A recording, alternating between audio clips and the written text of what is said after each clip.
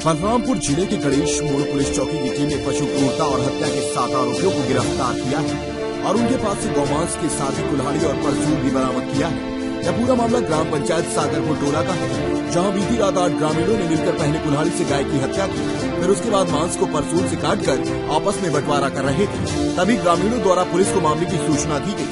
सूचना मिलते ही पुलिस की टीम जब मौके पर पहुंची तो सभी आरोपी वहां से भागने लगे।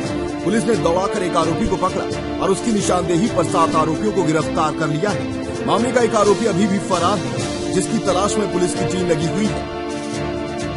लगभग रात्रि 11 बजे ग्रामीणों द्वारा फोन आया कि सागरपुर जीवन पालन में कुछ लोग वो बच्चे को काट रहे हैं। ये सूचना मिलते तत्काल गणेश मोड़ पुलिस और सागरपुर कृष्णनगर के ग्रामीणों द्वारा मौके पहुंचा गया, लेकिन ग्रामीणों पुलिस को देखकर वहां से लोग भाग गए, जिसमें पीछे कर एक व्यक्ति को तत्काल मौके पकड़ा गया।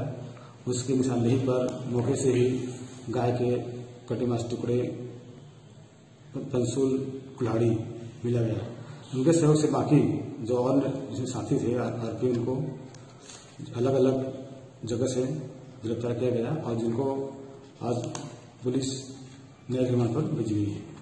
इसमें आईपीसी की धारा 429, 34 और छत्तीसगढ़ कृषक पशु अधिनियम 4, 6, 10 और पशु क्रूरता अधिनियम 11 घाव की धारा लगाई गई। अभी जाने में स्पष्ट पुष्टि नहीं हुआ है, एक व्यक्ति का नाम और आ रहा है, उसको भी तलाश किया जा रहा है। गौ हत्या के बाद गांव में तनाव की स्थिति हो गई थी, लेकिन पुलिस की सक्रियता से आरोपियों की गिरफ्तारी के बाद हालात पर काबू पा लिया गया।